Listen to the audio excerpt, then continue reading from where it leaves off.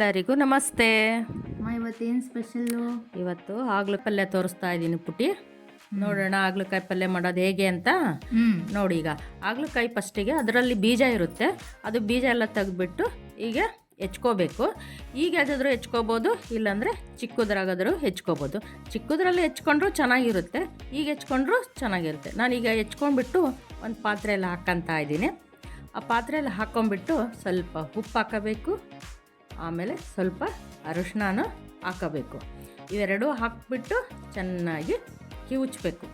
ಚೆನ್ನಾಗಿ ಕಿವುಚಿ ಅದರ ವಿಷ ತೆಗೆಯುತ್ತೆ ಅದು ಕಿವುಚಿದಾಗ.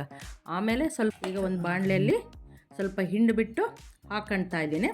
ಹಾಕ್ಕೊಂಡ್ಬಿಟ್ಟು ಒಂದು ಸ್ವಲ್ಪ ಒಲೆ ಮೇಲೆ ಬಾಣಲೆ ಇಟ್ಟು ಅದಕ್ಕೆ ಸ್ವಲ್ಪ ಎಣ್ಣೆ ಹಾಕ್ಬಿಟ್ಟು ಚೆನ್ನಾಗಿ ಉರಿಯೋಣ ಅದನ್ನ. ಯಾಕಪ್ಪ ಹಾಗಲಕಾಯಿ ತಿನ್ನಾಗ ಒಬ್ಬೊಬ್ರು ಇಷ್ಟಪಡಲ್ಲ, ಒಬ್ಬೊಬ್ಬರು ಹಾಗಲಕಾಯಿ ವಿಷ ಇರುತ್ತೆ ಅಂತ ಇಷ್ಟಪಡಲ್ಲ. ಈಗ ಚೆನ್ನಾಗಿ ನಾನು ಹುರಿದ್ಬಿಟ್ಟು ಈಗ ಒಗ್ಗರಣೆಗೆ ಬಾಣಲಿಯಲ್ಲಿ ಒಂದು ಸ್ವಲ್ಪ ಎಣ್ಣೆ ಹಾಕ್ಬಿಟ್ಟು ಸ್ವಲ್ಪ ಸಾಸಿವೆ, ಸ್ವಲ್ಪ ಜೀರಿಗೆ ಹಾಕ್ಬಿಟ್ಟು ಅದು ಚಟಪಟ ಅನ್ನೋವರೆಗೂ ಕಾಯೋಣ. ಈಗ ನೋಡಿರಿ, ಅದು ಚಟಪಟ ಕಾಯ್ತಾ ಅಂತ ಇದೆ. ಅದರಿಂದ ಈಗ ನಾವೇನು ಮಾಡಬೇಕು, ಸ್ವಲ್ಪ ಈರುಳ್ಳಿನ ಅದಕ್ಕೆ ಒಗ್ಗರಣೆಗೆ ಹಾಕ್ತಾಯಿದ್ದೀನಿ. ಈರುಳ್ಳಿ ಸ್ವಲ್ಪ ಲೈಟಾಗಿ ಫ್ರೈ ಆಗಬೇಕು. ಅದು ಈರುಳ್ಳಿ ಲೈಟಾಗಿ ಫ್ರೈ ಆಗೋವರೆಗೂ ಗೂರಾಡೋಣ. ಯಾಕಪ್ಪ ಹಾಗಲಕಾಯಿ ತಿನ್ನಬೇಕು ಅಂದರೆ ಅದು ವಿಷ ಇರುತ್ತೆ, ತಿನ್ನೋಕ್ಕಾಗಲ್ಲಮ್ಮ ಅಂತ ಅಂತಾರೆ ಒಬ್ಬೊಬ್ಬರು. ಅದಕ್ಕೆ ಆ ಥರ ಏನು ಅನ್ನಬಾರ್ದು, ತಿನ್ನಬೇಕು ಚೆನ್ನಾಗಿ. ವೀಕ್ಲಿ ಒಂದ್ಸಲಿ ಮಾಡಿ ನೋಡಿರಿ, ಈ ಥರ ಚೆನ್ನಾಗಿರುತ್ತೆ.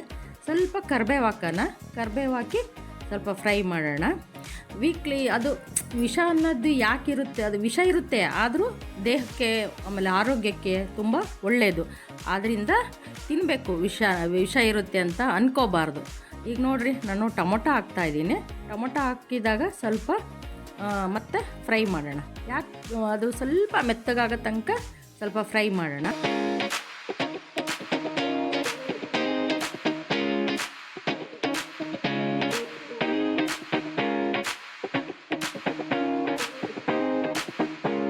ಈಗ ನಾನು ಉಪ್ಪು ಹಾಕಿ ಮತ್ತೆ ಫ್ರೈ ಮಾಡ್ತಿದ್ದೀನಿ. ನಮ್ಮನೆ ಮಕ್ಕಳು ಫಸ್ಟಿಗೆ ತಿಂತಾ ಇರಲಿಲ್ಲ, ಆಮೇಲೆ ಇದು ರುಚಿ ನೋಡಿ ಅಮ್ಮ ಚೆನ್ನಾಗಿದೆ ಮಾಡಮ್ಮ, ನಾನು ತಿಂತೀನಿ ಅಂತ ಈಗಲೂ ಆದರೂ ಹೇಳ್ತಾರೆ. ಪಲ್ಯ ಮಾಡಿ ನೋಡಿರಿ, ಚೆನ್ನಾಗಿರುತ್ತೆ. ಆದರೆ ವೀಕ್ಲಿ ಒಂದ್ಸಲಿ ಆದರೂ ಮಾಡಬೇಕು. ಮಾಡಿದಾಗ ಮಕ್ಕಳಿಗೆ ಚೆನ್ನಾಗಿರುತ್ತೆ. ಈಗ ನೋಡಿರಿ, ಹಾಗಲಕಾಯಿ ಹುರಿದಿರ್ತೀವಲ್ಲ ಅದನ್ನು ಹಾಕೋಣ. ಈಗ ಹಾಕಿ ಮತ್ತೆ ಫ್ರೈ ಮಾಡೋಣ. ನೀವು ಆದರೂ ಹಾಗಲಕಾಯಿ ಪಲ್ಯ ಮಾಡಿ ಎಲ್ರಿಗೂ ಕೊಡಿ, ಆವಾಗ ಚೆನ್ನಾಗಿರುತ್ತೆ, ಪಲ್ಯ ಚೆನ್ನಾಗಿರುತ್ತೆ. ಆಮೇಲೆ ರೊಟ್ಟಿ ಮಾಡ್ಬೋದು, ಚಪಾತಿ ಮಾಡ್ಬೋದು, ದೋಸೆಗೂ ತಿನ್ನೋರು ತಿಂತಾರೆ ದೋಸೆಗೆ. ಆಮೇಲೆ ಸೈಡು ರೈಸು ಇಟ್ಟರು ಮಾಡಿ ಮತ್ತೆ ಸ್ವಲ್ಪ ಅರಿಶಿನ ಹಾಕ್ಬಿಟ್ಟು ಮತ್ತೆ ಫ್ರೈ ಮಾಡೋಣ.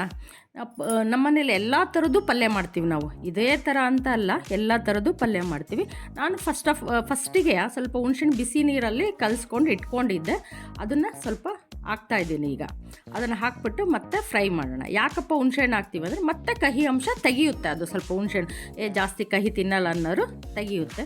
ಇದಕ್ಕೆ ಸ್ವಲ್ಪ ಹಾಕ್ಬೇಕು. ಒಬ್ಬೊಬ್ಬರು ಟೊಮೊಟೊ ಹಾಕಲ್ಲ, ನಾನು ಇದರಲ್ಲಿ ಟೊಮೊಟೊ ಹಾಕಿದ್ದೀನಿ. ಕಹಿ ಅಂಶ ಹೋದಾಗ ಚೆನ್ನಾಗಿರುತ್ತೆ. ನೋಡಿರಿ, ನಾನು ಮಧ್ಯ ಸ್ವಲ್ಪ ಎಣ್ಣೆ ಹಾಕ್ಕೊಂತೀನಿ. ಯಾಕಪ್ಪ ಎಣ್ಣೆ ಹಾಕ್ಕೊಂತಿದ್ದೀನಿ ಅಂದರೆ ನನಗೆ ಸ್ವಲ್ಪ ಕೆಂಪಗೆ ಬೇಕು, ಅದಕ್ಕೋಸ್ಕರ ಅದಕ್ಕೆ ಸ್ವಲ್ಪ ಕಾದ ಮೇಲೆ ಅದಕ್ಕೊಂದು ಸ್ವಲ್ಪ ಖಾರ ಪುಡಿ, ರುಚಿಗೆ ತಕ್ಕಷ್ಟು ಖಾರ ಪುಡಿ ಹಾಕೊಳ್ಳೋದು. ಅದನ್ನು ಚೆನ್ನಾಗಿ ಗೂರಾಡ್ತಿದ್ದೀನಿ. ನೋಡಿರಿ, ಚೆನ್ನಾಗಿ ಗೂರಾಡಬೇಕು ಅದನ್ನು. ನೋಡಿರಿ, ಈಗ ಸ್ವಲ್ಪ ಖಾರ ಪುಡಿ ಹಾಕಿದೆ, ಸ್ವಲ್ಪ ಗೂರಾಡ್ತಾ ಇದ್ದೀನಿ. ಆಮೇಲೆ ಸ್ವಲ್ಪ ಸಾಂಬಾರು ಪುಡಿ ಹಾಕಿ ಮತ್ತೆ ಗೂರಾಡಬೇಕು ಅದನ್ನು. ಆಮೇಲೆ ಸ್ವಲ್ಪ ಗರಂ ಮಸಾಲ, ನಿಮಗೆ ರುಚಿಗೆ ತಕ್ಕಷ್ಟು ಗರಂ ಮಸಾಲ. ಈಗ ಸ್ವಲ್ಪ ಬೆಲ್ಲ ಹಾಕಿಬಿಟ್ಟು ಚೆನ್ನಾಗಿ ಗೂರಾಡಿ. ಆಮೇಲೆ ಒಂದು ಅರ್ಧ ಲೋಟ ನೀರು ಹಾಕ್ರಿ. ಯಾಕೆ ಅಂದರೆ ಗರಂ ಮಸಾಲ, ಸಾಂಬಾರು ಪುಡಿ ಅದೆಲ್ಲ ಹಸಿ ವಾಸನೆ ಹೋಗಲಿ ಅಂತಂದು ಸ್ವಲ್ಪ ನೋಡಿರಿ ಆ ಬೆಲ್ಲನ ಹೀಗೆ ಚೆನ್ನಾಗಿ ಗೂರಾಡಿ ಅದಕ್ಕೆ ಮುಚ್ಚಿಬಿಟ್ರೆ ಒಂದು 10ರಿಂದ 15 ನಿಮಿಷ ಸ್ವಲ್ಪ ಸಿಮ್ಮಲ್ಲೇ ಬೇಯಿಸ್ಬೇಕು. ಬೇಯಿಸಿದಾಗ ಈ ಥರ ಪಲ್ಯ ಆಗುತ್ತೆ ರೀ. ಆದ್ದರಿಂದ ಹಾಗಲಕಾಯಿ ಪಲ್ಯ ತಿಂದು ನೋಡಿರಿ, ಭಾಳ ಚೆನ್ನಾಗಿರುತ್ತೆ. ಮಾಡಿ ವೀಕ್ಲಿ ಒಂದ್ಸಲಿ ಮಾಡಿರಿ, ಚೆನ್ನಾಗಿರುತ್ತೆ ಅಂತ ಹೇಳಕ್ಕೆ ಬಯಸ್ತೀನಿ.